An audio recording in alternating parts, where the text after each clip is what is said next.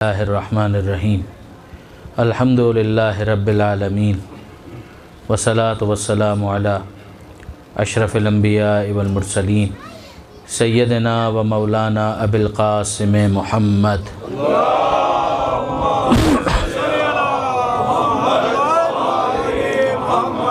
و اہل بیتہ الطیبین الطاہرین المعصومین المظلومین المنتجبین المنتخبین المیامین لا سیما للامام المنتظر والحجۃ الثانی عشر الذین اذهب اللہ عنہم الرجس وطہرہم تطہیرا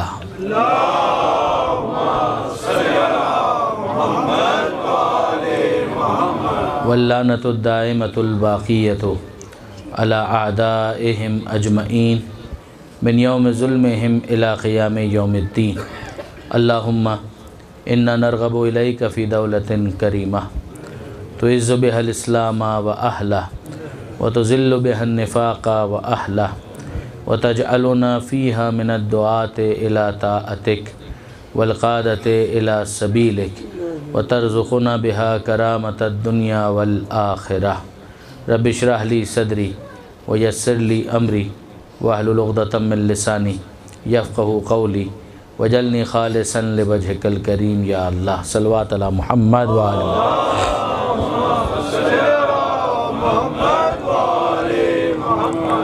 اما بعد فقد قال اللہ سبحانہ وتعالی فی القرآن الحکیم بسم اللہ الرحمن الرحیم سنریہم آیاتنا فی الآفاق وفی انفسہم حتی یتبین لہم انہ الحق صلوات علی محمد و آل محمد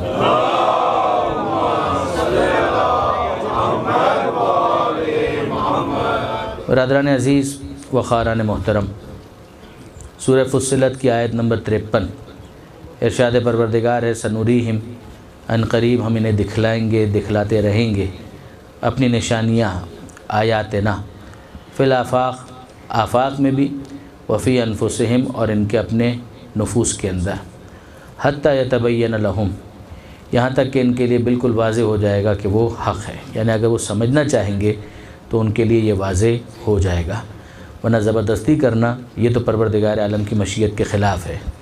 انسان کی انسانیت کا جوہر یہ ہے کہ وہ اپنے اختیار سے خدا کے سامنے سجدہ ریز ہو، وہ اپنی مرضی سے پروردگار عالم کی ربوبیت کو بھی قبول کرے، محمد مصطفیٰ کی رسالت کو بھی قبول کرے اور علی مرتضیٰ کی ولایت کو بھی قبول کرے۔ اگر اختیار کو سلب کرنا ہوتا تو یقین جانیے کہ پھر انسان میں اور دیگر موجودات کے درمیان کوئی فرق باقی نہ رہتا۔ اسی لیے آپ دیکھیں گے کہ پروردگار عالم نے اپنی نشانیوں کو جب بیان کیا ہے تو ایک انداز یہ بھی اختیار کیا ہے کہ پروردگار عالم فرماتا ہے کہ لا الشمس ينبغي لها ان تدرك القمر، سورہ یاسین کی بہت معروف آیت ہے کہ لا الشمس ينبغي لها ان تدرك القمر، کہ سورج کی مجال نہیں ہے کہ آگے بڑھ کر چاند کو پکڑ لے، ولا اللیل سابق النہار، اور نہ رات دن سے پہلے آ سکتی ہے، وکل فی فلک یسبحون، ہر ایک اپنے مدار میں جس طرح سے ان کو پروگرام کیا گیا ہے وہ اسی طریقے سے چل رہے ہیں اور آگے بڑھ رہے ہیں۔ مشیت پروردگار کے خلاف ہے کہ انسان کو ان جیسا بنایا جائے۔ اب آپ غور فرمائیے برادران عزیز، کیا امکان ہے کہ سورج انحراف کرے؟ کیا امکان ہے کہ چاند سر منہ انحراف کر کے پروردگار کی اطاعت کے دائرے سے باہر چلا جائے؟ امکان نہیں ہے۔ پروردگار نے اس کو جیسا بنایا ہے اس کو ویسا ہی فنکشن کرنا ہے، اسی طریقے سے اس کو چلنا ہے۔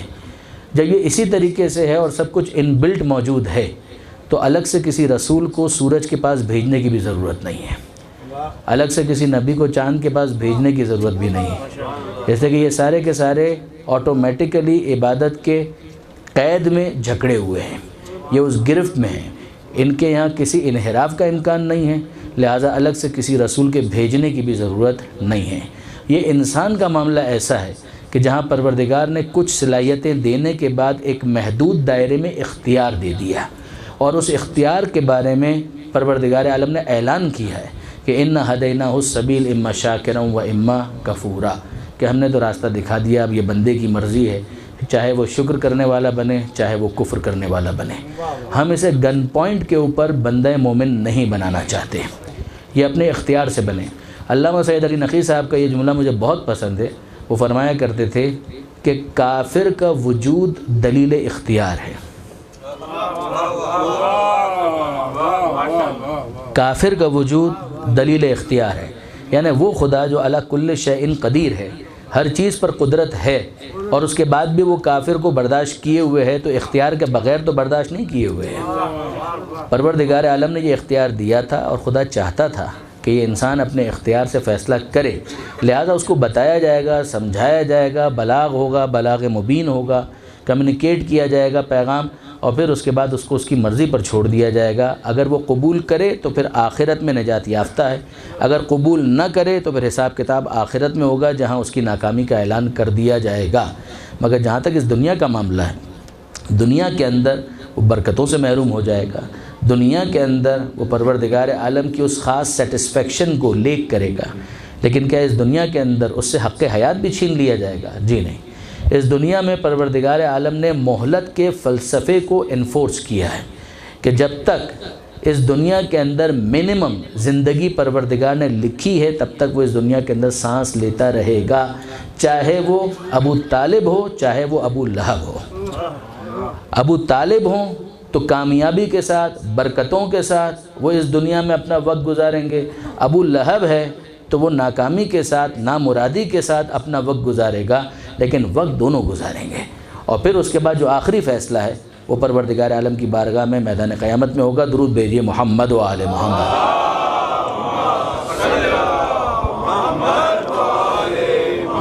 اب اس کے بعد پروردگار عالم ان نشانیوں کی طرف متوجہ کرتا ہے کہ دیکھو تم اپنے اختیار ہی سے فیصلہ کرو، مگر ذرا دیکھو ہم تمہیں کس طرح سے متوجہ کرنا چاہتے ہیں۔ سورہ دہر کی پہلی آیت پروردگار عالم ارشاد فرماتا ہے کہ هل اتى على الانسان حين من الدهر لم يكن شيئا مذكورا۔ ارے تم اللہ کے بارے میں بات کرتے ہو کہ وہ ہے یا نہیں، تم اپنے بارے میں بات کرو کہ تم تھے یا نہیں تھے۔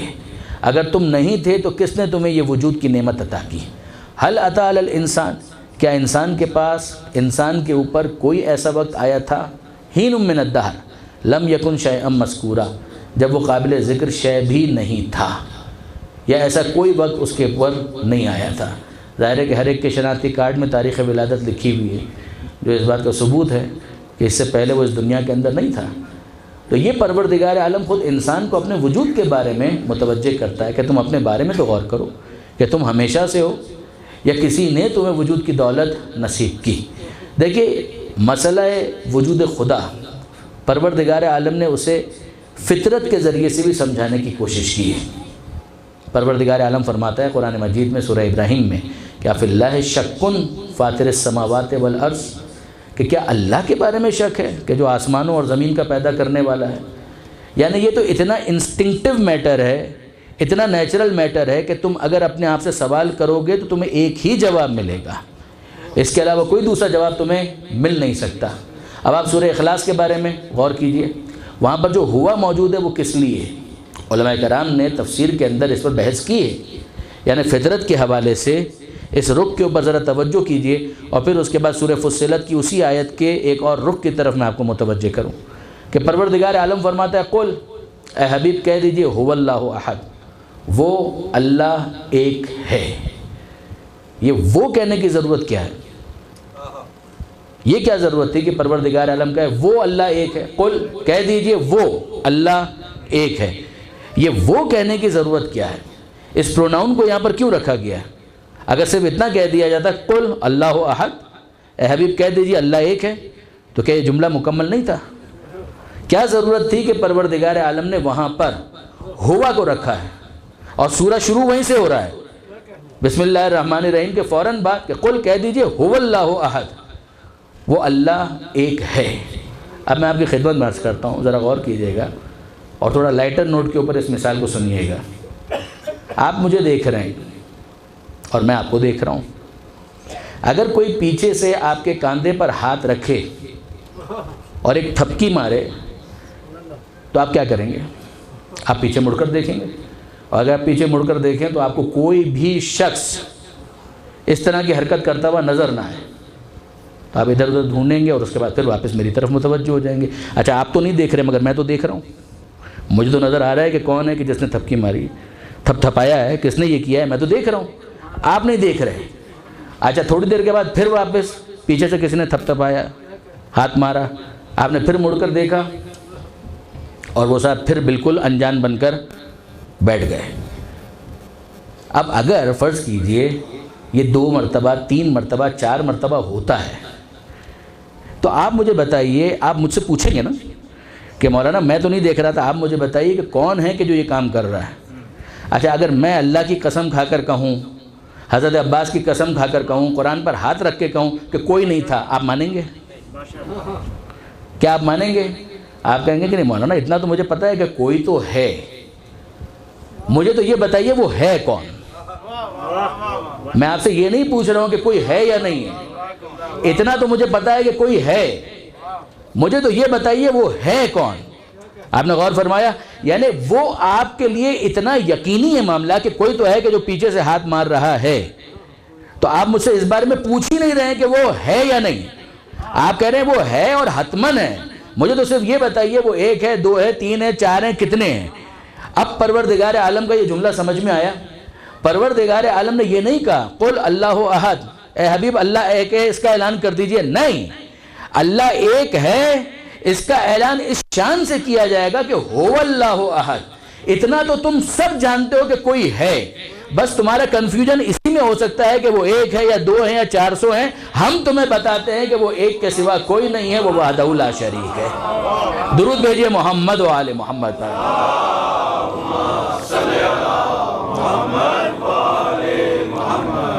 افی اللہ شک، کیا اللہ کے بارے میں شک ہے کہ جو فاطر السماوات والارض، جو آسمانوں کا پیدا کرنے والا ہے، جو زمین کا پیدا کرنے والا ہے۔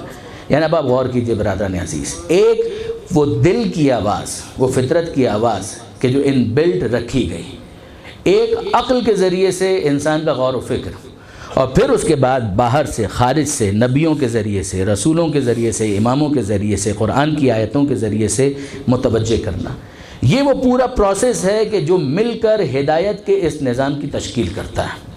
پروردگار عالم نے کیا ارشاد فرمایا؟ سنوریہم آیاتنا فی الآفاق وفی انفسہم، ہم آفاق میں بھی ان کو اپنی نشانیاں دکھلائیں گے، دکھلاتے رہیں گے، وفی انفسہم، ان کے اپنے وجود کے اندر بھی نشانیاں دکھلاتے رہیں گے۔ لفظ استعمال کیا پروردگار عالم نے نفوس کا۔ دیکھیے ایک انسان انکار بھی کرنے والا ہونا، تو جب مشکل میں گرفتار ہوتا ہے تو پھر اس کے بعد وہ دبیس تہ ملاوٹ کی، آلودگی کی کہ جو اس کے نفس کے اوپر آ چکی ہوتی ہے وہ اس وقت ہٹتی ہے۔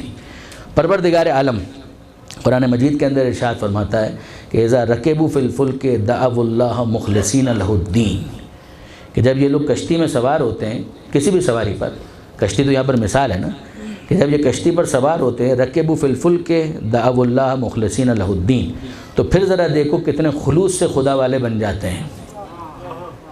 یعنی اگر ہوائی جہاز میں آپ سفر کر رہے ہیں، ٹربولنس ہو جائے اور سیٹ بیلٹ سائن جو ہے وہ آن ہو جائے، تو پھر اس کے بعد دیکھیے کیا کیفیت ہوتی ہے۔ بہت سے ایسے کہ جن کے ہاتھوں میں رنگین مشروب ہوتا ہے وہ جام بھی گرنے لگتے ہیں، اور دل ہی دل میں اپنے اپنے انداز سے وہ اللہ کے قریب بھی ہو جاتے ہیں، دعائیں بھی مانگنا شروع ہو جاتے ہیں، ساری کیفیت بدل جاتی ہے۔ اور ایک مرتبہ وہ ٹربولنس جو ہے وہ ختم ہو جائے، پرواز پھر اسموتھ ہو جائے، تو پھر کون خدا اور کیسا خدا۔ تو اس وقت ہوا کیا تھا؟ معاملہ صرف اتنا ہے برادران عزیز کہ جب انسان اس طرح سے سختی کا احساس کرتا ہے تو یا خدا کے دامن میں پناہ لیتا ہے یا اس کے دامن میں پناہ لیتا ہے کہ جس کی دعا کے بارے میں یقین ہو جائے کہ خدا رد نہیں کرتا۔ آپ نے غور فرمایا برادران عزیز، واقعاً ایسا ہی ہے۔ فَلَمَّا نَجَّاهُمْ إِلَى الْبَرِّ، اور جب ہم نے ان کو نجات دے دی، خدا نے اس کو نجات دے دی، بر خشکی پر وہ پہنچا، یعنی اپنی منزل پر پہنچا، اِذَا هُمْ يُشْرِكُونَ، تو پھر کون خدا اور کیسا خدا۔ پھر اس کے بعد خدا کا جو عقیدہ ہے پھر سیٹ اسائیڈ ہو جاتا ہے، اور انسان رنگینی دنیا کے اندر اسی طرح سے مشغول ہو جاتا ہے کہ جیسے اب خدا سے کبھی کوئی کام پڑنے والا نہیں ہے۔ یہ فطرت ہی کا وہ احساس ہے کہ جس کو بیدار کرنے کے لیے ان آیتوں کو رکھا گیا۔ اب ذرا سا اس کے اوپر مزید غور کیجیے گا۔ ایک آفاق، کائنات، یونیورس، جس طرف آپ نظر کریں ایک افق ہے، یہ پوری کائنات، تو اس کائنات کے اندر تو ہم بھی موجود ہیں نا۔ انسان کا نفس وہ اس کائنات کا حصہ ہے یا نہیں ہے؟ یقیناً حصہ ہے، مگر اس کی کتنی اہمیت ہوگی کہ پروردگار عالم نے ایک طرف آفاق کا ذکر کیا اور پھر اس کے ساتھ پروردگار عالم نے نفس انسانی کا ذکر کیا، جبکہ وہ آفاق میں شامل ہے، وہ یونیورس کے اندر موجود ہے، وہ جو ظرف مکان ہے آفاق کا، یونیورس کا، اس کے اندر انسان کا اپنا نفس بھی موجود ہے، خود اس کا اپنا وجود موجود ہے، تو اس کا نفس بھی وہیں پر ہے۔ مگر غور کیجئے کہ یہ کتنا امپورٹنٹ ہے کہ پروردگار عالم اسے الگ سے ہائی لائٹ کرتا ہے اور یہ کہتا ہے کہ آفاق میں بھی نشانیاں دکھلائیں گے اور خود ان کے اپنے نفوس کے اندر بھی نشانیاں دکھلائیں گے، یہاں تک کہ ان کے لیے واضح ہو جائے گا۔ اب آپ غور کیجئے اور اس مشہور حدیث کی طرف توجہ کیجئے گا، ختم مرتبت احمد مجتبیٰ محمد مصطفیٰ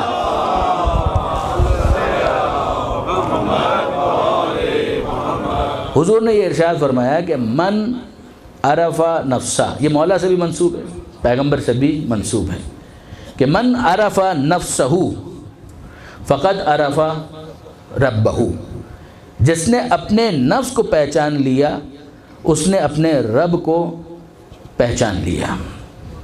بہت مشہور حدیث ہے نا، آیت بھی یہی کہہ رہی ہے کہ ہم نشانیاں دکھلائیں گے آفاق میں بھی اور ان کے اپنے نفس کے اندر۔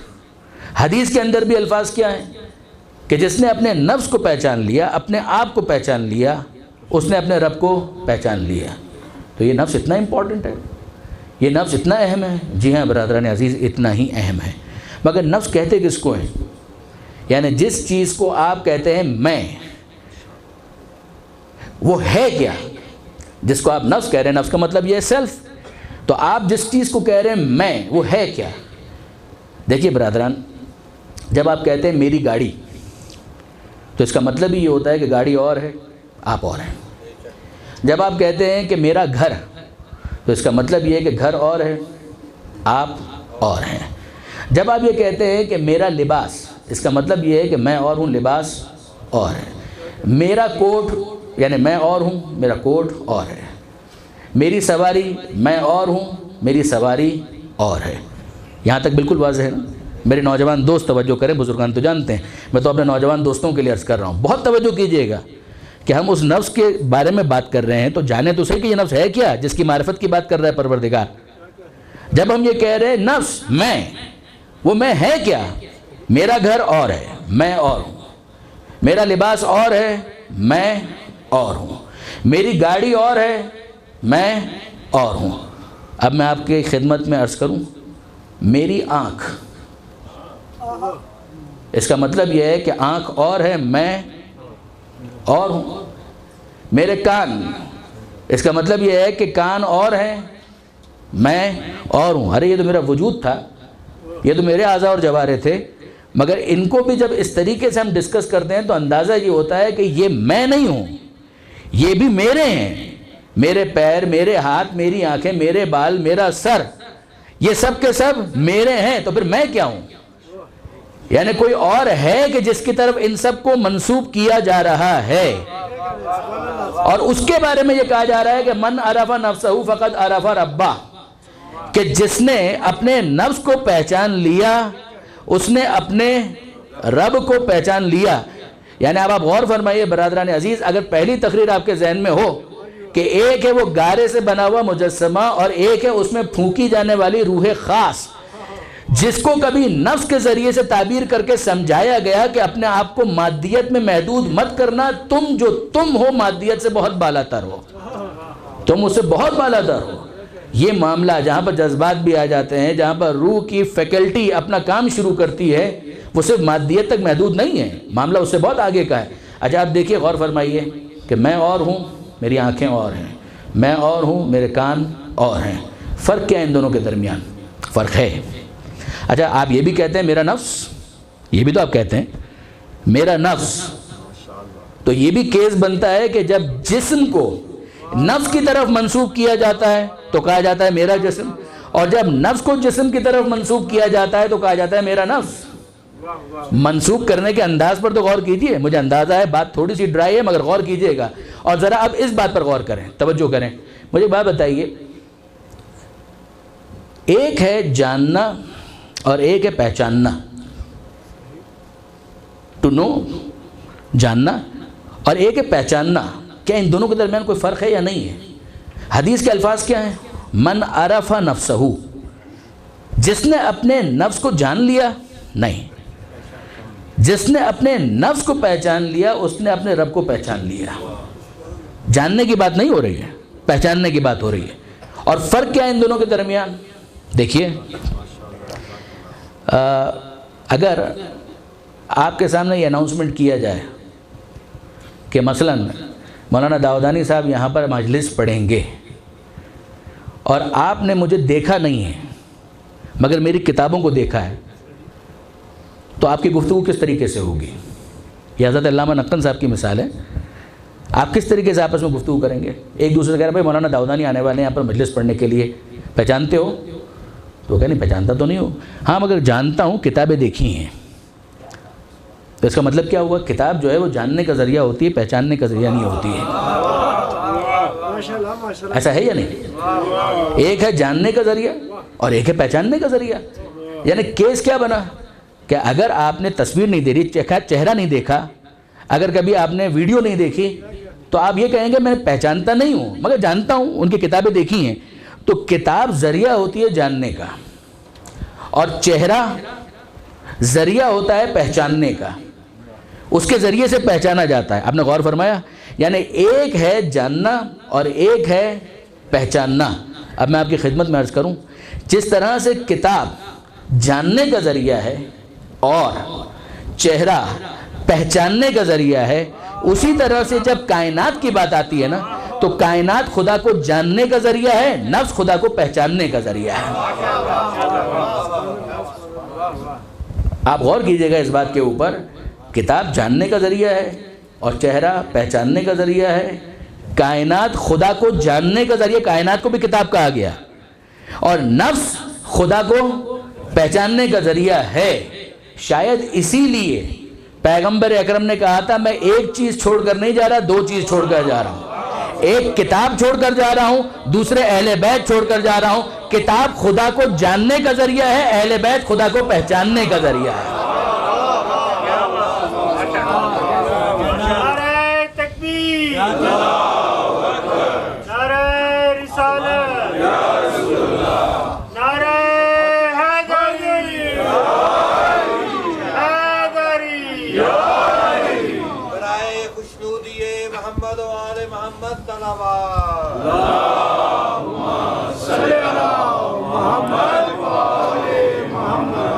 تو جاننا اور ہے، پہچاننا اور ہے۔ جاننا ایک سٹیپ نیچے ہے، پہچاننا ایک سٹیپ اوپر ہے۔ اور اب ذرا دیکھیے برادران عزیز کہ اگر پیغمبر اکرم یہ کہہ رہے ہیں کہ میں دو چیزیں چھوڑ کر جا رہا ہوں، ایک اللہ کی کتاب، دوسرے میری اطرت، میرے اہل بیت، میں نے عرض کیا کہ یہ جو معاملہ ہے نا، ایک جاننے کا ذریعہ، ایک پہچاننے کا ذریعہ، اور پہچاننے کے لیے چہرہ بہت استعمال ہوتا ہے۔ تو اب اگر کوئی ایسا ہے کہ جس کے چہرے کو دیکھ کر خدا کو پہچان لیا جائے تو وہ وجہ اللہ نہیں کہلائے گا؟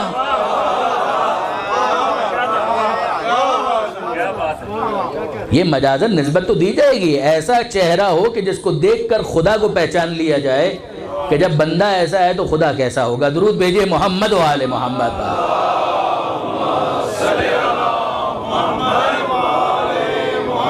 آج آپ دیکھیں برادران، تیزی کے ساتھ ہم آگے بڑھیں، اور ظاہر ہے کہ یہ دقیق مباحث ہیں، مجھے بھی اس بات کا اندازہ ہے، اور میں چاہتا ہوں کہ آسان لفظوں میں اسے آپ تک منتقل کروں۔ میرے نوجوان دوست میرے مخاطب ہیں، میں کبھی بزرگان کو مخاطب نہیں کرتا۔ بزرگان تو ظاہر ہے کہ حصول ثواب کے لیے یہاں پر آتے ہیں، میری کیا مجال کہ میں ان کو مخاطب کر سکوں، مگر میرے نوجوان دوست اگر توجہ کر سکیں اور غور کریں اس بات کے اوپر کہ یہ جو نفس کی منزل ہے کہ جس کے لیے کہا جا رہا ہے پہچاننے کے لیے اس کو استعمال کرو، تو کوئی تو معاملہ ہے نا کہ جس کی وجہ سے پروردگار عالم نے نفس کو الگ سے ہائی لائٹ کیا۔ پیغمبر اکرم نے نفس کے بارے میں کہا من عرف نفسہ فقد عرف ربہ، جس نے اپنے نفس کو پہچان لیا اس نے اپنے رب کو پہچان لیا۔ نہیں، یہ جملہ تو میں یہیں پر کہوں گا کہ جس نے اپنے نفس کو پہچان لیا اس نے رب کو پہچان لیا، تو جس نے نبی کے نفس کو پہچان لیا کیا وہ خدا کو نہیں پہچان لے گا؟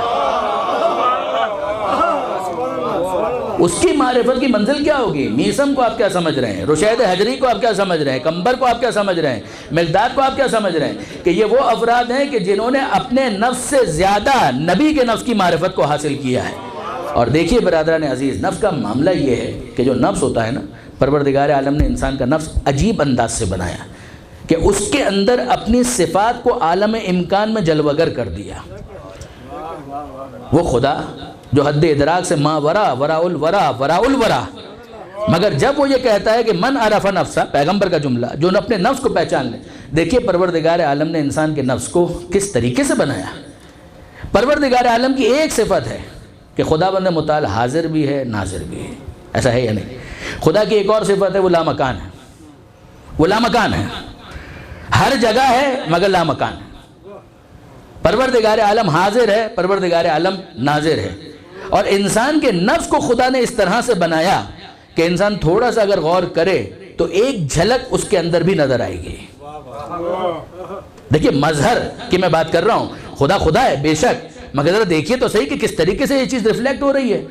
آپ انسانی وجود کو دیکھیے، سائنٹیفک اس کی جو بھی توجہ ہو، مگر جو ہمارے مشاہدے کے اندر آ رہا ہے اس کو ذرا دیکھیے تو صحیح.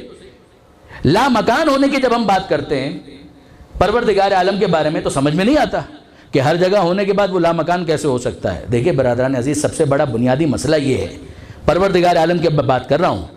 مجھے ایک بات تو بتائیے، جو مخلوق ہے اس کے اندر خالق آپ کو نظر آئے گا؟ مخلوق کے اندر خالق دکھائی دے گا؟ کارپینٹر لکڑی کی بہت ساری چیزیں بناتا ہے. ممبر لکڑی کا بنا ہوا ہے، اس کے اندر کارپینٹر ہے؟ اس کے اندر کارپینٹر ہے؟ جو جس چیز کو بناتا ہے کیا وہ اس کے اندر محدود اور مقید ہو جائے گا؟ غور کیجئے گا اس بات کے اوپر. اچھا، جب میں نے یہ مثال کسی جگہ پر پیش کی تھی تو کسی نے مجھ سے کہا تھا کہ ایک بات تو بتائیے، مکان بنانے والا جب مکان بناتا ہے تو کیا اس مکان کے اندر وہ نہیں آ سکتا؟ تو میں اسے یہ کہتا ہوں مکان میں نہیں آیا ہے. اس نے مکان کو اس طرح سے نہیں بنایا ہے. مکان کے پلرز بنائے ہیں، دیواریں بنائی ہیں، چھت بنائی ہے، اور جب سب کچھ بنا لیا تو درمیان کے اس گیپ کے اندر آ گیا ہے. نہ وہ اس دیوار کے اندر گیا ہے، نہ وہ اس چھت کے اندر گیا ہے، نہ اس پلر کے اندر گیا ہے، کہیں نہیں گیا. وہ اسی گیپ کے اندر آیا ہے جس کو اس نے نہیں بنایا. تو اس کا مطلب یہ ہے کہ یہ تو ہمارا مشاہدہ ہے کہ جو بنانے والا ہوتا ہے وہ جس چیز کو بناتا ہے اس کے اندر نہیں ہوتا. اگر اس کے اندر ہو جائے وہ مقید ہو جائے گا، محدود ہو جائے گا. تو یہ تو دنیا کے اندر چھوٹے چھوٹے بنانے والے ہیں، ان کو بھی وہاں پر آپ تلاش کریں گے تو آنکھوں سے نہیں دیکھ پائیں گے. خدا کو دیکھنے کا مطالبہ کر رہے ہیں، پروردگار عالم کو دیکھنے کا مطالبہ کر رہے ہیں. اور دوسری بات میں آپ کی خدمت میں عرض کروں برادران عزیز، اور غور کیجئے گا اس بات پر بھی، دل کی آنکھوں سے دیکھیے، وہ تو معرفت کا معاملہ ہے، وہ تو کل بھی بات ہوئی. مگر آگے بڑھیے اور آپ مجھے انصاف سے بتائیے، ایک جملہ حضرت علامہ جوہری ہی کا ہے. وہ فرمایا کرتے ہیں کبھی کبھی اپنے درس کے اندر، وہ کہتے ہیں خدا کے انکار کے لیے جتنے علم کی ضرورت ہے اتنا علم کسی کے پاس نہیں ہے. یعنی جتنا علم انکار خدا کے لیے چاہیے اتنا علم کسی کے پاس نہیں ہے. یعنی یہ تو وہ دعویٰ کرے کہ میں نے پوری کائنات کو دیکھ لیا اور خدا مجھے نہیں ملا. جب سائنسدانوں کا بھی دعویٰ اتنا ہی ہے کہ ابھی ہم اور آگے بڑھ رہے ہیں، گیلیکسیز پر گیلیکسیز تلاش کر رہے ہیں، اور جتنا آگے بڑھتے ہیں پتہ چلتا ہے سفر اور باقی ہے، تو آخر تک آپ پہنچے کہاں ہیں کہ اس ظرف کے اندر بھی اعلان کر سکیں کہ اس ظرف میں ہمیں کہیں خدا نہیں ملا. ابھی تو بہت ڈھونڈنا باقی ہے. جتنا علم انکار خدا کے لیے چاہیے اتنا علم کسی کے پاس نہیں ہے. مگر یہ تو اس صورت میں ہے کہ جب ہم اس محدود کانسیپٹ کے اوپر بات کریں اور ہم یہ کہیں کہ ہاں ٹھیک ہے صاحب ڈھونڈیے. ہم تو کہنا یہ چاہتے ہیں کہ اس دنیا کے اندر بھی جو بنانے والا ہوتا ہے کیا وہ اپنی مخلوق کے اندر آپ کو دکھائی دیتا ہے؟ کہاں دکھائی دیتا ہے؟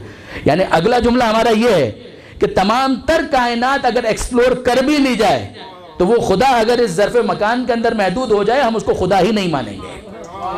جو محدود ہو جائے وہ خدا نہیں ہوتا. یہ علی پہلے ہی بتا چکے ہیں. پروردگار عالم یہ مادی وجود نہیں رکھتا، جسمانی وجود نہیں رکھتا. ہاں اس نے سمجھانے کے لیے یہ ضرور کیا کہ انسان کے اپنے نفس کو اپنی صفات کا آئینہ دار بنایا. یہ ضرور کیا اس نے کہ ذرا اپنے نفس کے ذریعے سے کچھ اس کی معرفت حاصل کرو، کچھ سمجھنے کی کوشش کرو کہ تمہارا خالق کون ہے. اور دیکھیے برادران عزیز، ایک صفت پروردگار عالم کی کہ وہ لامکان ہے. ہر جگہ ہے مگر لامکان ہے. اور آپ ذرا دیکھیے اپنے وجود کے اندر، میں پھر کہہ رہا ہوں سائنٹیفکلی جو بھی آپ اس کی توجہ کریں، مگر ذرا غور کیجئے آپ کے وجود کے اندر. آپ کہہ رہے ہیں میری آنکھ کو منسوب کر رہے ہیں نفس کی طرف، کان منسوب کر رہے ہیں نفس کی طرف، میرا وجود، میرے ہاتھ، میرے پیر، یہ سب کے سب یہ منسوب ہو رہے ہیں، نسبت ہے ان کی آپ کے نفس کی طرف. تو آپ کا نفس اسی کے اندر ہے نا. تو ذرا بتائیے کدھر ہے؟ اگر انگلی خدا نہ کرے کٹ جائے تو نفس اتنا ہٹ جاتا ہے؟ اگر ہاتھ کسی کا کٹ جائے تو نفس اتنا کم ہو جاتا ہے. ہاتھ کے کٹنے کے بعد بھی، انگلی کے کٹنے کے بعد بھی خدا نہ کرے کوئی عضو کم ہو جائے، اس کے بعد بھی نفس ایگزسٹ کرتا ہے. یہ عالم امکان میں لامکان ہونے کا ایک نمونہ ہے جو پروردگار نے انسان کے وجود کے اندر رکھ دیا. ہر جگہ موجود ہونے کے باوجود وہ لامکان ہے، کہیں سے کم نہیں ہوتا. اور حاضر و ناظر ہونے کی مثال اگر آپ غور کریں، ٹھوکر پیر میں لگتی ہے، پتہ فوراً چلتا ہے. سوئی انگلی میں جب چبھتی ہے، پتہ فوراً چلتا ہے. نروس سسٹم رکھا ہے نا پروردگار عالم نے. آپ غور کیجئے کہ یہ جو پتہ فوراً چلتا ہے، تاخیر نہیں ہوتی، یعنی اتنا کوئک یہ ٹرانسمیشن ہو جاتا ہے کہ پتہ بھی نہیں چلتا کہ کب ٹھوکر لگی اور کب پتہ چلا، یعنی درمیان میں کوئی گیپ نہیں ہے. پروردگار عالم کے بارے میں کہا گیا وہ حاضر بھی ہے ناظر بھی ہے، سمجھ میں نہیں آیا. مگر انسان کے اپنے وجود کے اندر پروردگار نے نفس کو یہ صلاحیت دے دی کہ وہ ہر جگہ حاضر بھی ہے ناظر بھی ہے. یہ عالم امکان میں حاضر و ناظر ہونے کا نقشہ ہے. نعرہ تکبیر، نعرہ رسالت، نعرہ حیدری، محمد و آل محمد صلوات. اللہ.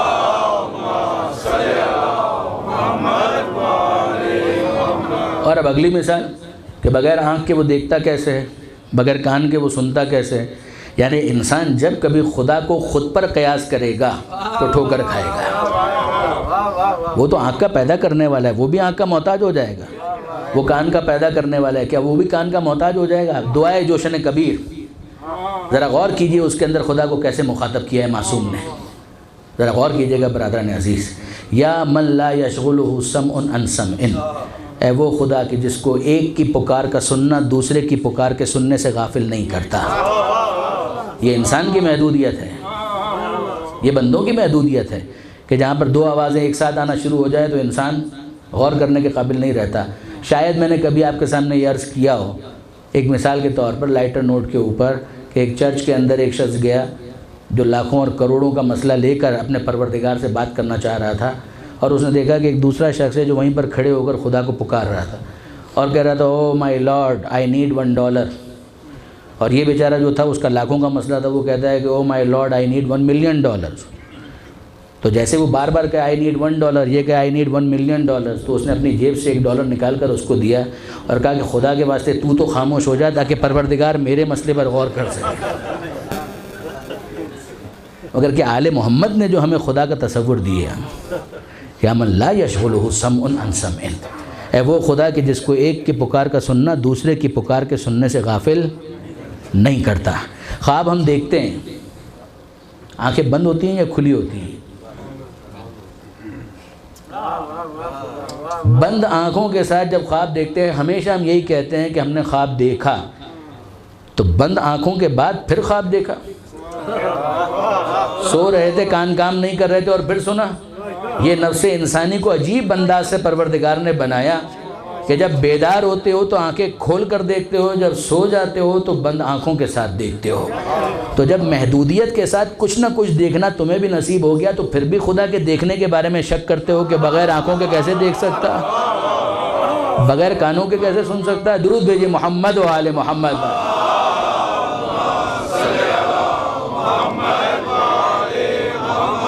من عرف نفسہ فقد عرف ربہ، کہ جس نے اپنے نفس کو پہچان لیا اس نے اپنے رب کو پہچان لیا. اب آئیے برادران عزیز ذرا دو کاموں کی طرف توجہ کیجئے. یہ نفس کے کام، نفس کا ایک کام یہ ہے کہ وہ اعضاء کی وحدت کو اعضاء کی کثرت کو وحدت کی طرف موڑ دیتا ہے.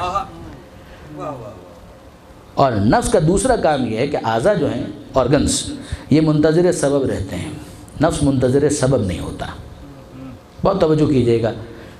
نفس کا ایک کام کہ وہ اعضاء کی کثرت کو وحدت کی طرف پھیر دیتے ہیں، موڑ دیتے ہیں، تبدیل کر دیتے ہیں.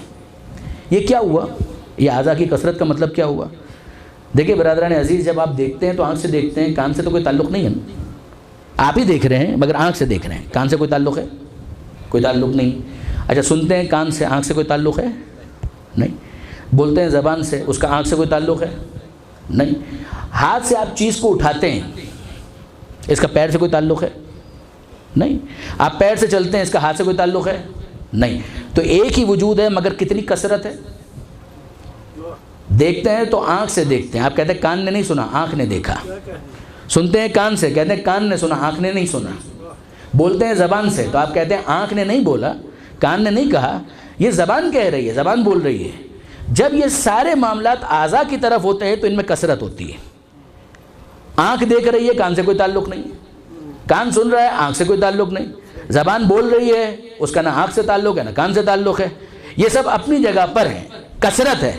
لیکن جب یہ ساری باتیں نفس کی منزل پر آتی ہیں تو دیکھتے آپ آنکھ سے اور کہتے ہیں میں نے دیکھا، سنتے آپ کان سے، آپ کہتے ہیں میں نے سنا، بولتے آپ زبان سے اور آپ کہتے ہیں میں نے کہا۔ اب آپ نے غور کیا، وہ کثرت جو تھی وہ ختم ہو گئی، وہ وحدت کی طرف سمٹ گئی۔ دیکھا آنکھ سے، آپ نے کہا میں نے دیکھا، سنا کان سے، آپ نے یہ کہا کہ میں نے سنا، بولے آپ زبان سے مگر آپ نے کہا کہ میں بول رہا ہوں، ہاتھ سے آپ نے چیز کو اٹھایا، آپ نے کہا میں نے اٹھایا، پیروں سے آپ چل کر گئے مگر آپ کہتے ہیں میں چل رہا ہوں۔ جب بات نفس کی طرف آتی ہے تو اعضاء کی کثرت ختم ہو جاتی ہے، وہ وحدت میں سمٹ جاتی ہے۔ یہ کام ہے یا نہیں؟ جب آپ آئیے ذرا دوسرے کام کی طرف توجہ کیجئے۔ اعضاء اور جوارح، یہ جو آرگنز ہمارے ہیں، یہ منتظر سبب رہتے ہیں، تب کوئی عمل کریں گے۔ نفس منتظر سبب نہیں ہوتا، نفس کے اندر ملکہ ہوتا، ڈسپوزیشن ہے، یعنی پروردگار عالم نے نفس کو ایسا بنایا۔ میں آپ کی خدمت میں عرض کروں، یہاں پر آپ کو کوئی فقیر نہیں ملے گا راستے میں، اللہ کے نام پر دے دے بابا، کوئی بولنے والا نہیں ملے گا، مثلا مجھے تو نہیں دکھا۔ تو اس کا مطلب یہ ہے کہ یہاں اس جگہ پر کوئی سخی نہیں ہے۔ کیا یہ کنکلوژن ڈرا کرنے کی آپ مجھے اجازت دیتے ہیں؟ سخاوت کا تعلق، جنروسٹی کا تعلق اعضاء و جوارح کے ساتھ نہیں ہے، جنروسٹی کا تعلق ہے آپ کے نفس کے ساتھ، وہ نفس کے اندر ہے، وہ ملکہ نفس ہے، وہ ڈسپوزیشن وہاں پر ہے۔ جب اس کے اظہار کا موقع آئے گا تو اظہار ہو جائے گا۔ یعنی اگر کوئی فقیر ہے، جیب میں پیسہ بھی ہے اور یہ سخی تھا، سخی ہے، تو اس سخاوت کا اظہار ہو جائے گا۔ اگر یہ سبب نہ ہو تو کیا یہ سخی نہیں ہے؟ سخاوت کا تعلق نفس کے ساتھ ہے۔ اگر جنگ کا موقع نہ ہے تو یہ شجاع نہیں ہے، شجاعت کا تعلق نفس کے ساتھ ہے۔ یہ جب تک میدان میں آ کر موقع ملے گا تو اس کا اظہار بھی کر دے گا، لیکن جہاں تک شجاعت کا تعلق ہے، شجاعت کا تعلق نفس کے ملکے کے ساتھ ہے۔ یعنی غور فرمائیے گا، اعضاء و جوارح منتظر سبب رہتے ہیں، موقع آئے گا تو تلوار چلے گی، موقع نہیں آئے گا تو تلوار نہیں چلے گی۔ لیکن جہاں تک شجاعت کا تعلق ہے وہ ملکہ نفس ہے، یعنی تلوار کا چلنا نہ چلنا وہ موقع پر ہوگا۔ شجاعت، بریوری وہ انسان کے نفس کے اندر ہے۔ میں کہنا یہ چاہتا ہوں کہ 25 برس تک تلوار نیام میں ضرور ہے، شجاعت میں کوئی کمی نہیں ہے۔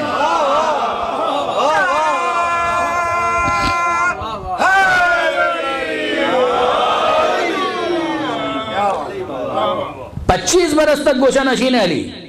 اور غور کیجئے گا کہ جب خلافت ظاہری ملی ہے تو اس کے بعد علی کے بال سفید ہو چکے ہیں، علی کے بال سفید ہو چکے ہیں، علی کے اوپر ظاہری اعتبار سے آپ دیکھیں تو بڑھاپے کے آثار ہیں، مگر تلوار جس طرح سے بدر اور احد میں جوان تھی اسی طرح جمل میں بھی جوان ہے، صفین میں بھی جوان ہے، نہروان میں بھی جوان ہے۔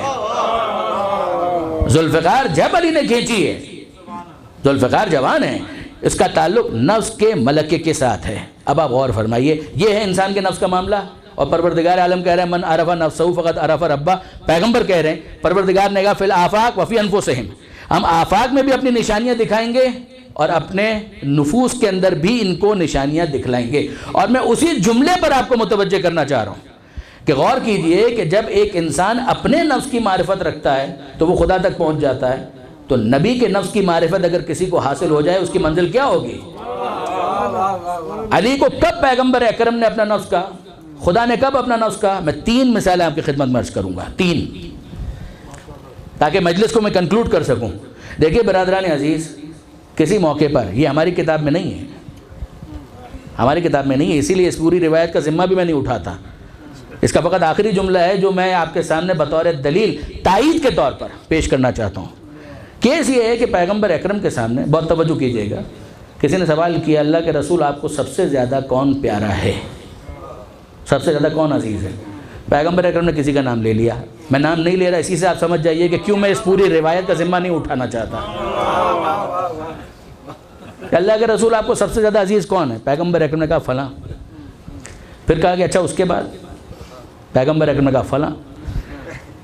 پیغمبر اکرم 2-3 مرتبہ اس نے پوچھا کہ بھئی کون آپ کو عزیز ہے؟ فلاں. پھر فلاں، پھر فلاں. اور پھر وہ سوال کرتے ہیں، پھر کہہ رہا ہوں یہ ہماری کتابوں میں نہیں ہے. اب ذرا اب جو جملہ ہے اس پر غور کیجئے گا تاکہ آپ کو اندازہ ہو کہ جو اصل روایت ہوتی ہے اس کے اوپر پیوند کیسے لگایا جاتا ہے، اس کے ساتھ پیچ ورک کیسے ہوتا ہے. پیغمبر اکرم سے پوچھا کہ کون؟ فلاں. پھر فلاں، پھر فلاں.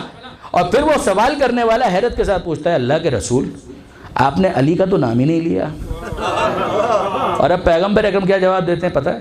پیغمبر اکرم فرماتے ہیں ذرا اس کو دیکھو، یہ مجھ سے میرے نفس کے بارے میں سوال کر رہا ہے.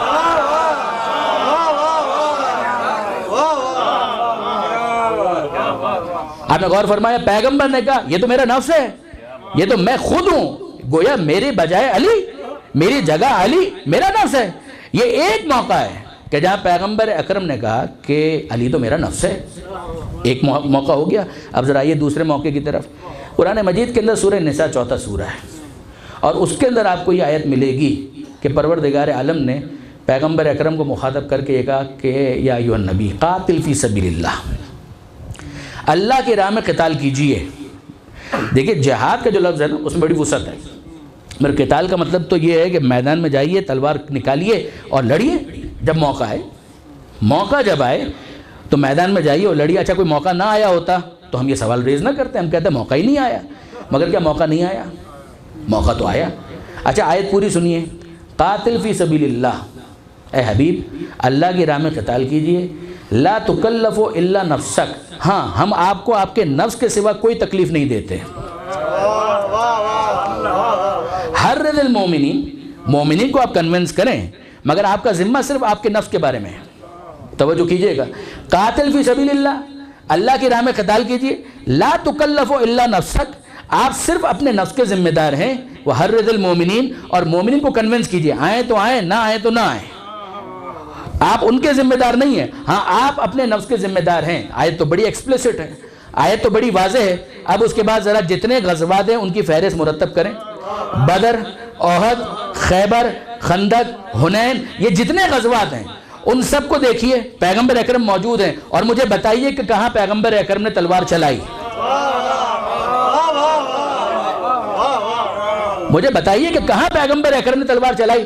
پیغمبر اکرم رحمت للعالمین ہیں، موقع کے باوجود تلوار نہیں چلاتے. میدان میں ہیں مگر تلوار نہیں چلائی. شجاعت کا عالم یہ ہے، میدان میں ہے مگر تلوار نہیں چلائی. مگر ایک طرف رحمت للعالمین ہے اور دوسری طرف حکم یہ ہے کہ تلوار چلائیے.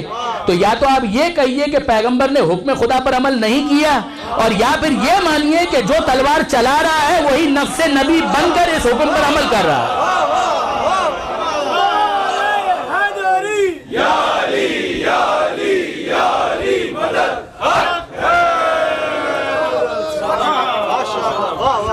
ایک وہ حدیث جو میں نے آپ کی خدمت میں عرض کی کہ یہ تو مجھ سے میرے نفس کے بارے میں سوال کر رہا ہے. دوسری یہ آیت کہ حبیب آپ تو صرف اپنے نفس کے ذمہ دار ہیں، یہ آپ کے ذمہ دار ہے، آپ کا نفس پیچھے نہیں ہٹنا چاہیے. اور واقعاً جو نفس نبی تھا وہ پیچھے نہیں ہٹا، وہ پیچھے نہیں ہٹا. اور پھر تیسری آیت تو آپ کے حافظے میں موجود ہے، سورہ آل عمران، آیہ مباہلہ، وَمَنْ حَاجَّكَ فِيهِ مِن بَعْدِ مَا جَاءَكَ مِنَ الْعِلْمِ فَقُلْ تَعَالَوْا نَدْعُ أَبْنَاءَنَا وَأَبْنَاءَكُمْ وَنِسَاءَنَا وَنِسَاءَكُمْ وَأَنفُسَنَا وَأَنفُسَكُمْ. اے حبیب اگر کوئی کٹ حجتی کرتا ہے علم آنے کے بعد تو پھر اس کے بعد کیا کرنا ہے اس کے لیے؟ اسے کہہ دیجئے ہم اپنے بیٹوں کو بلاتے ہیں، تم اپنے بیٹوں کو لے کر آؤ. ہم اپنی عورتوں کو لے کر آتے ہیں، تم اپنی عورتوں کو لے کر آؤ. جس کو ہم اپنا نفس سمجھتے ہیں ہم لے آتے ہیں، جس کو تم اپنا نفس سمجھتے ہو تم لے آؤ. ثم نبتہل، پھر اس کے بعد ہم مباہلہ کرتے ہیں. وَنَجْعَلْ لَعْنَتَ اللَّهِ عَلَى الْكَاذِبِينَ، اور جھوٹوں پر اللہ کی لعنت بھیجتے ہیں. تو یہ 3 موقع ہو گئے. ایک جملہ یہاں پر بھی میں عرض کر دوں کہ اتنا تو ہمیں اس آیت سے بھی سمجھ میں آیا کہ لعنت بھیجنا گالی نہیں ہے، سنت الہی ہے. میں نے پہلے بھی عرض کیا تھا، پچھلے سال بھی عرض کیا تھا، واپس تکرار کرتا ہوں. دیکھیے برادران عزیز، ایک ہے دعائے رحمت اور ایک ہے بد دعا. ایک دعا ہے، ایک بد دعا ہے. جب رحمت کے نزول کی دعا مانگی جائے گی تو وہ کہلائے گی درود، اور اگر رحمت کے دور ہونے کی بد دعا کی جائے گی اسے کہا جائے گا لعنت۔ لعنت گالی نہیں ہے، لعنت بد دعا ہے۔ درست ہے کہ انسان شائستگی کے ساتھ ماحول کا خیال رکھتے ہوئے اس کام کو انجام دے، لیکن بہرحال لعنت وہ عمل ہے کہ جو قرآن مجید کے اندر پروردگار عالم نے خود تعلیم کیا ہے، اس میں کسی قسم کی کوئی غلط فہمی نہیں ہونی چاہیے۔ اچھا آئیے ذرا دیکھیے، 3 مقامات میں نے آپ کے سامنے پیش کیے کہ جہاں پیغمبر اکرم نے اپنا نفس کہا مولا کو۔ قرآن مجید کے اندر 2 مثالیں میں نے آپ کی خدمت میں عرض کی کہ جہاں پروردگار عالم نے پیغمبر اکرم کا نفس بیان کیا ہے امیر المومنین کو، مولا کائنات کو۔ ایسا ہی ہے نا؟ اب میں آپ کو یاد دلاؤں کہ نفس کے 2 کام تھے، وہ دونوں کام یاد ہیں آپ کو جو تھوڑی دیر پہلے ہم نے ڈسکس کیے تھے۔ ایک کام کیا تھا کہ اعضاء کی کثرت کو وحدت کی طرف پھیر دینا، ایک کام تو یہ تھا۔ اچھا دیکھیے پیغمبر اکرم کے جملے عجیب ہیں۔ پیغمبر اکرم نے فرمایا یا علی لحموں کا لحمی یا علی، دموں کا دمی یا علی، تیرا گوشت میرا گوشت، تیرا خون میرا خون۔ اچھا پیغمبر اکرم نے کہا اے علی تیری آنکھیں میری آنکھیں، یہ جملے بھی آپ کو مل جائیں گے، اور آپ کو بطور مجموعی ایک جملہ عجیب سا ملے گا۔ پیغمبر اکرم فرماتے ہیں یا علی انت منی بمنزلۃ الراس من الجسد، اے علی تیری مجھ سے وہی مثال ہے کہ جو سر کی دھڑ سے ہوتی ہے، تو میرا سر ہے، تو میرا دماغ ہے، تو میرا سر ہے۔ اور اب آپ غور کیجئے، آنکھیں کہاں ہیں؟ سر میں۔ کان کہاں ہیں؟ سر میں۔ زبان کہاں ہے؟ سر میں۔ یہ سب کا سب سر میں ہے، اور پیغمبر کہہ رہے ہیں اے علی تجھے مجھ سے وہی نسبت ہے کہ جو سر کو دھڑ سے ہوتی ہے، تو مجھے کہنے کی اجازت دیجئے کہ علی کا دیکھنا نبی کا دیکھنا، علی کا سننا نبی کا سننا، علی کا بولنا نبی کا بولنا، یعنی الگ الگ اعضاء و جوارح کی بات کی جائے ایک انداز ہے، سر کے ذریعے سمجھایا جائے دوسرا انداز ہے، اور پھر اس کے بعد نفس کہہ دیا جائے تو اس کا مطلب کیا ہے کہ جب تک ہاتھوں کو اپنے ہاتھ کہیں گے اس وقت تک فقط ہاتھوں والا عمل نبی کا بنے گا۔ اگر پیر کہیں گے کہ اس کے پیر میرے پیر، تو فقط علی کا چلنا نبی کا چلنا بنے گا۔ لیکن اگر نفس کہہ دیا جائے تو اب الگ الگ کچھ کہنے کی ضرورت نہیں، جو علی کر رہے ہیں گویا نبی کر رہے ہیں۔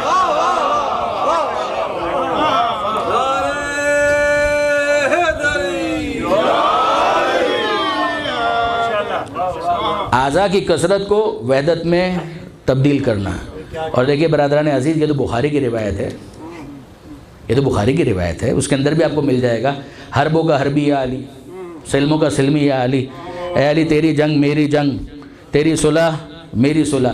اچھا دیکھیے غور کیجئے گا اس بات کے اوپر، وہ جو دوسرا اینگل تھا نا نفس کا، وہ کیا تھا؟ یہ تو تھا کہ اعضاء اور جوارح منتظر سبب رہتے ہیں، جو آرگنز ہیں وہ منتظر سبب رہتے ہیں، مگر نفس کے اندر ملکہ ہوتا ہے۔ پیغمبر اکرم کی 23 برس کی زندگی ہے اعلان رسالت کے بعد، غور کیجئے گا، اعضاء و جوارح منتظر سبب رہتے ہیں۔ آپ کو پیغمبر اکرم کی زندگی میں سیرت میں بہت کچھ مل جائے گا۔ پیغمبر اکرم نے تلوار بھی اٹھائی ہے، صلح بھی کی ہے، دونوں کام ہوئے ہیں۔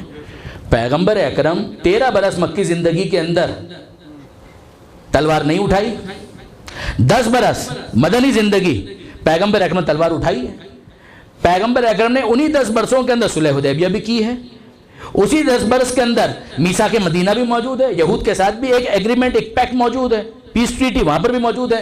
تو اب آپ مجھے بتائیے پیغمبر اکرم کی زندگی میں تلوار بھی ملے گی، صلح بھی ملے گی، تو آپ مجھے یہ مت بتائیے کہ پیغمبر اکرم نے کیا کیا، یہ بتائیے کہ اگر نبی اس وقت ہوتے تو کیا کرتے۔ اس کے لیے ضرورت ہے کہ کوئی نفس نبی بن کر موجود رہے تاکہ اس کے عمل کو دیکھ کر ہم سمجھ سکیں کہ اگر نبی ہوتے تو یہی کرتے، اس کے سوا کچھ نہ کرتے۔ درود بھیجئے محمد و آل محمد پر۔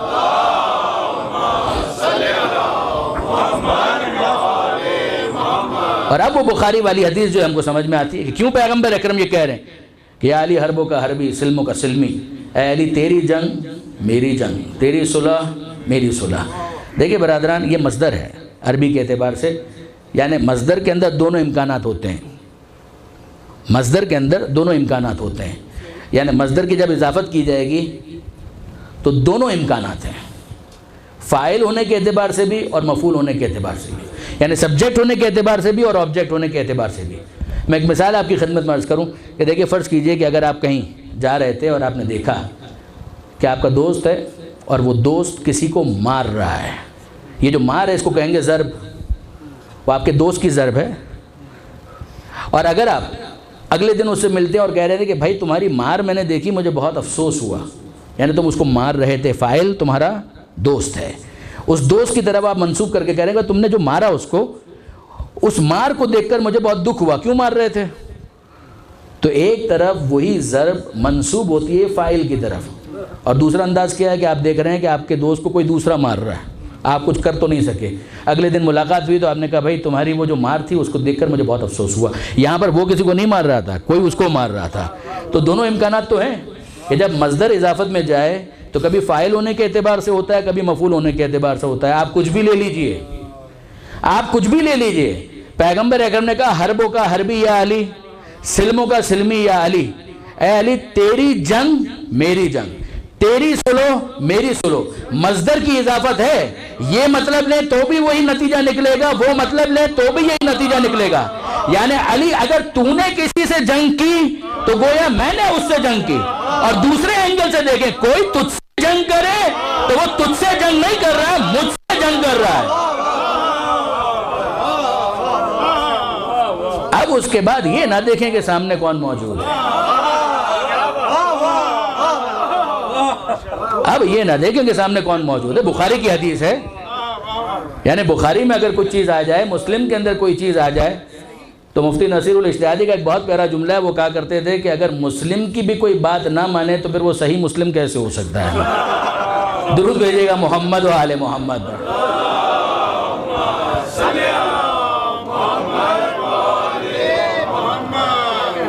حربوں کا حربی یا علی، سلموں کا سلمی یا علی، اے علی تیری جنگ میری جنگ، تیری سلو میری سلو۔ اسی کو آپ انداز بدل کر دیکھیے تو پیغمبر اکرم حسین کے لیے کیا کہا؟ حسین منی ونا من الحسین، حسین مجھ سے ہے، میں حسین سے ہوں۔ اب جو حسین سے جنگ کر رہا ہے وہ نبی سے جنگ نہیں کر رہا۔ حسین کے مقابلے میں جس نے تلوار کھینچی ہے، کیا اس نے نبی کے مقابلے میں تلوار نہیں کھینچی؟ آج ہمیں ذکر کرنا ہے ان دو شہزادوں کا جن کے نام یہاں پر لکھے ہوئے ہیں، اون و محمد۔ جناب زینب کو پرسہ دینا ہے، ثانیہ زہرا کو پرسہ دینا ہے، خود حسین کو بھانجوں کا پرسہ دینا ہے، زینب کو بیٹوں کا پرسہ دینا ہے، اور جس طرح سے حسین کو بھانجوں کا پرسہ دینا ہے اسی طرح سے عباس کو بھی بھانجوں کا پرسہ دینا ہے۔ دیکھیے عزیزان، امام مظلوم کا جو قافلہ ہے نا، اس کے روٹ کو ذہن میں رکھیے گا۔ امام مدینہ سے چلے 28 رجب کو، 3 شعبان کو پہنچے ہیں مکہ معظمہ، اور پھر مکہ سے نکلے ہیں عین حج کے موقع پر۔ امام کا جملہ یہ تھا کہ میں چاہتا ہوں کہ میرا خون حرم کی حدود میں نہ بہایا جائے۔ میں جانتا ہوں کہ قاتلوں کے وفود آ چکے ہیں حاجیوں کے بھیس میں، میں پسند نہیں کرتا کہ میرا خون کا ایک بھی قطرہ حرم کی حدود میں بہے، میں پسند کروں گا کہ مجھے باہر شہید کیا جائے۔ حرم کی حدود سے بالکل باہر تنعیم کا علاقہ ہے۔ آپ میں سے جو افراد حج اور عمرے پر گئے وہ جانتے ہیں کہ میں کیا کہہ رہا ہوں، جیسے کہ عام طور پر یہاں جانا ہوتا ہے۔ تنعیم سے کچھ فاصلے پر امام مظلوم نے اپنے قافلے کو ٹھہرا دیا، حرم سے باہر آ گئے، اپنے قافلے کو ٹھہرا دیا، اور جناب عباس آ کر کہتے ہیں کہ آقا کوئی خاص وجہ قافلے کو روکنے کی؟ کہا مجھے کسی کا انتظار ہے۔ کس کا انتظار ہے؟ جناب زینب کے شوہر کا نام ہے عبداللہ ابن جعفر طیار۔ جناب جعفر طیار کے فرزند ہیں جناب عبداللہ، بوڑھے ہو چکے ہیں، آنکھوں سے نظر بھی نہیں آتا زیادہ۔ اون اور محمد کو لے کر، اون و محمد جب مدینے سے چلے ہیں ساتھ نہیں تھے، مکہ سے روانہ ہوئے ہیں، اور حسین کو تو اپنا قافلہ پورا کرنا ہے نا، کہ کربلا تک پہنچتے پہنچتے جتنے شہداء مقتل میں اپنی جانیں قربان کرنے والے ہیں ان سب کی حاضری مکمل ہو جائے۔ تو یہاں پر قافلہ روکا ہی اس لیے ہے۔ عباس کہتے ہیں آقا کوئی خاص وجہ کا مجھے انتظار ہے۔ کون آیا؟ عبداللہ ابن جعفر طیار آئے، اون اور محمد کو لے کر امام مظلوم کے قریب آئے، سلام کیا۔ امام مانتے ہیں عبداللہ ابن جعفر طیار۔ امام مظلوم نے جواب دیا، اور اب عبداللہ کہتے ہیں کہ حسین کیا مجھے اجازت ہے کہ میں اپنی زوجہ سے ملاقات کر لوں؟ زینب میری زوجہ ہیں، کیا مجھے اجازت ہے کہ میں اپنی زوجہ سے ملاقات کر لوں؟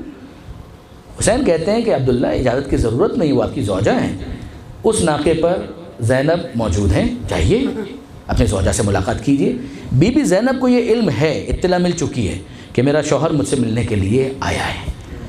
جب جناب عبداللہ ابن جعفر طیار عماری کے قریب پہنچے ہیں تو جناب زینب کے دل میں خدشہ آ رہا ہے کہ ایسا تو نہیں ہے کہ میرا شوہر مجھے واپس پلٹنے کا حکم دے دے۔ عبداللہ ابن جعفر طیار قریب آئے، سلام کیا، بی بی نے جواب دیا مزاج پرسی، اور اس کے بعد اس سے پہلے کہ عبداللہ کچھ کہتے جناب زینب کہنے لگی عبداللہ اگر آپ مجھے واپس پلٹنے کا حکم دیں گے تو میں شریعت کی پابند ہوں، میں منع نہیں کروں گی، میں آپ کے ساتھ چلوں گی، مگر آپ خود مجھے انصاف سے بتائیے کہ حسین سے جدا ہونے کے بعد زینب زندہ رہ پائے گی؟ شاید آپ میرا جنازہ ہی یہاں سے لے کر جائیں گے۔ یہ بہت سخت جملہ تھا۔ عبداللہ ابن جعفر طیار کام گئے۔ عبداللہ کہنے لگے بی بی میں آپ کا مرتبہ جانتا ہوں، میں آپ کا مقام جانتا ہوں، میں آپ کو کوئی حکم دینے نہیں آیا۔ اچھا پھر عبداللہ کس لیے آنا ہوا؟ کہ بی بی میں تو آپ کے جد کی ایک حدیث پر عمل کرنے کے لیے آیا ہوں۔ آپ کے جد، آپ کے نانا، ان کی ایک حدیث پر عمل کرنے کے لیے آیا ہوں۔ جناب زینب سوال کرتی ہیں اے عبداللہ میرے جد کی کون سی حدیث آپ کو یاد آ گئی؟ کہ بی بی آپ کے جد کا ایک فرمان ہے، انہوں نے فرمایا تھا کہ جب کبھی سفر پر جاؤ اور مشکل سفر درپیش ہو تو صدقے کا سامان ساتھ لے کر جایا کرو۔ بی بی اتنا مشکل سفر ہے، آگے آپ کو اور آپ کے بھائی حسین کو اتنا مشکل سفر درپیش ہے، آپ سفر پر تو روانہ ہو گئی مگر صدقے کا سامان بھول گئی، میں تو بس صدقے کا سامان آپ کے حوالے کرنے آیا ہوں۔ جناب زینب کا اشتیاق اور بڑھا اور پوچھنے لگی اے عبداللہ کیا صدقے کا سامان لائے ہو؟ کہ بی بی یہ آنر محمد، یہ صدقے کا سامان ہے، یہ سفر انتہائی مشکل ہے، بی بی اگر کوئی مشکل وقت پڑے تو ایک کو اپنی طرف سے حسین پر صدقہ کر دیجئے گا اور دوسرے کو میری طرف سے حسین پر صدقہ کر دیجئے گا۔ جناب زینب خوشی سے نہال، ارے میرے 7-8 برس کے بچے کام آ جائیں، اس سے اچھی کیا بات ہو سکتی ہے؟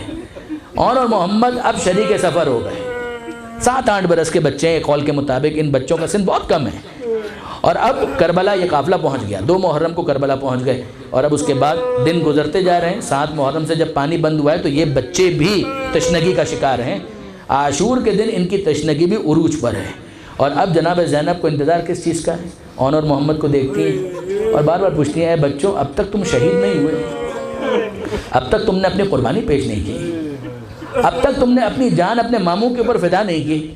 اچھا یہ اور محمد بار بار آتے بھی ہیں اپنے ماموں کے پاس، حسین کے سامنے ننھے ہاتھ جوڑتے ہیں ماموں جان ہمیں بھی اجازت ہے، یہ چھوٹے بچے ہیں کیسے اجازت دیں؟ جناب زینب ناراض ہو گئے اور وہ دونوں بچے اپنی معصومیت کے ساتھ کہتے ہیں اماں ہم کیا کریں، ماموں ہمیں اجازت ہی نہیں دیتے۔ اچھا ماموں اور بھانجے کا جو رشتہ ہے وہ تو آپ جانتے ہیں نا، بھانجے ہمیشہ ماموں سے فرمائش کرتے ہیں، ماموں ہمیں یہ دلا دیجئے، ماموں ہمیں وہ دلا دیجئے۔ آپ نے کسی بھانجے کو دیکھا ہے کہ اس نے فرمائش میں موت مانگی ہو؟ حسین کریں تو کیا کریں، یہ بھانجے ہیں، پیارے بھانجے ہیں، عزیز بھانجے ہیں، اور بار بار مرنے کی اجازت مانگتے ہیں، کس دل سے اجازت دیں؟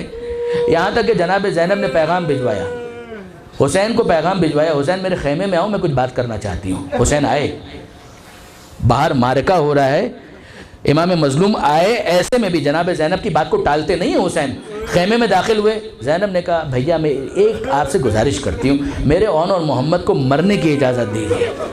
حسین آنسو بہاتے ہوئے خیمے سے باہر چلے گئے، کوئی جواب نہیں دیا۔ علامہ نجم الحسن کراروی کی کتاب ذکر العباس سے میں پڑھ رہا ہوں کہ حسین آنسو بہاتے ہوئے باہر چلے گئے خیمے سے، کوئی جواب نہیں دیا۔ زینب روکتی رہ گئی، اور اب اون اور محمد آگے بڑھ کر کہتے ہیں اماں اگر حسین ماموں اجازت نہیں دیتے نا تو آپ ایک کام کریں، عباس ماموں کو بلائیے اور ہمیں ان کے حوالے کر دیجئے، پھر وہ جانے اور بڑے ماموں جانے۔ جناب زینب نے یہی کام کیا، بھیا عباس کو بلواؤ۔ عباس آئے، اور اب عباس کی مجال نہیں ہے کہ نہ کہہ سکے۔ حسین تو آنسو بہاتے ہوئے خیمے سے چلے گئے، عباس کچھ نہیں کہہ سکتے۔ جناب زینب نے ایک بات کہی، اے بھیا عباس میرے اون اور محمد کو مرنے کی اجازت دلوانا تمہارا کام ہے، عباس کریں تو کیا کریں۔ دونوں بھانجوں کو ساتھ لیا اور حسین کی بارگاہ میں پہنچے، کہا کہ آقا شہزادی کا یہ حکم ہے، میں کیا کروں؟ حسین کہتے ہیں کہ اے بھیا عباس زینب 7-8 برس کے بچوں کا گلا کٹوانے کی بات کرتی ہے، مجھے تم بتاؤ کہ میں کیسے اجازت دوں؟ مگر زینب کے اصرار کے سامنے سپر انداختہ ہونا پڑا، اور اب اون اور محمد دونوں میدان کے اندر جانے لگے۔ جب میدان کے اندر گئے ہیں نا تو حسین خیمے کے قریب کھڑے ہوئے تھے اور دور سے دیکھ رہے تھے اون اور محمد کی جنگ کو۔ عباس بھی کھڑے ہیں، حسین بھی کھڑے ہیں، در خیمہ کے پاس کھڑے ہیں، اور زینب اندر موجود ہیں، اور کچھ دیر کے بعد اون بھی گرے اور محمد بھی گرے، گھوڑے پر ٹھہر نہیں سکے، دونوں بچے زخمی ہوئے اور میدان میں گرے۔ حسین ایک جملہ کہتے ہیں، اے زینب، جن بچوں کو دولہا بنانے کا تمہارا ارمان تھا نا، وہ شہید ہو گئے، وہ بچے اب گھوڑے سے گر گئے ہیں، میں ان کا لاشا لینے جا رہا ہوں، عباس تم میری مدد کے لیے میرے ساتھ چلو۔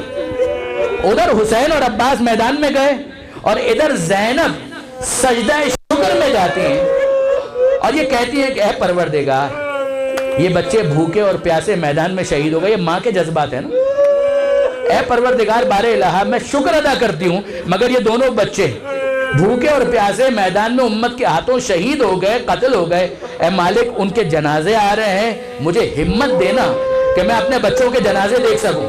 تھوڑی دیر کے بعد ایک بیٹے کو حسین اٹھا کر لائے، دوسرے بیٹے کو عباس اٹھا کر لائے، اور محمد کے جنازے خیمے میں آئے، جنازے پڑے ہیں وسط میں، بیچ میں، ایک طرف زینب کھڑی ہیں، ایک طرف حسین کھڑے ہیں، ایک طرف عباس کھڑے ہیں، اور حسین یہ جملے کہتے ہیں، اے زینب، ان بچوں کا حق میں تو ادا نہ کر سکا، مگر ان بچوں نے تمہارے دودھ کا حق ادا کر دیا۔ زینب کہتی ہے، بھیا مجھے اجازت ہے ان مہمانوں سے کچھ باتیں کر لوں؟ جب یہ رخصت ہوئے تھے میں تھوڑا سا ناراضی کا بھی میں نے اظہار کیا تھا، بھیا اجازت ہے میں ان سے کچھ باتیں کر لوں؟ زینب جھکی، چھوٹے بیٹے کے ہاتھوں کو اپنے ہاتھوں میں لیا اور کہنے لگی، ماں ان ہاتھوں کے نثار عمر سعد کو بتا دیا کہ میدان میں جوان بہادر کس طرح سے جان دیتے ہیں۔ پھر بڑے کے قریب آئی اور اس کے ہاتھوں کو اپنے ہاتھوں میں لے کر کہنے لگی، اے بیٹا، یہ چھوٹا جو ہے نا، جب رات کو کبھی چونک جایا کرتا تھا میں اپنے سینے سے لگا لیا کرتے، اب اس بیابان میں یہ چھوٹا تیرے حوالے ہے، اگر کبھی چونک جائے تو اسے اپنے سینے سے لگا لینا۔ یہ کہتے کہتے اچانک زینب کھڑی ہوئی اور جلال کے عالم میں کہنے لگی، بھیا میں بچوں کی طرف سے معافی چاہتی ہوں اگر کوئی گستاخی ہو گئی ہو، میں نے ان دونوں سے کہہ دیا تھا کہ میدان میں کبھی یہ مت کہنا کہ ہم حسین کے بھانجے ہیں، ہمیشہ یہی کہنا ہم حسین کے غلام ہیں، ہم حسین کے غلام ہیں، کہیں یہ تو نہیں کہہ دیا ہم حسین کے بھانجے ہیں۔ اب حسین برداشت نہ کر سکے، زینب کو سینے سے لگا کر کہا، اے زینب، وہ فوجیں پوچھتی رہ گئی کہ تم کون ہو، یہ ہمیشہ یہی کہتے رہے، ہم حسین کے غلام ہیں، ہم حسین کے غلام، ماتم حسین۔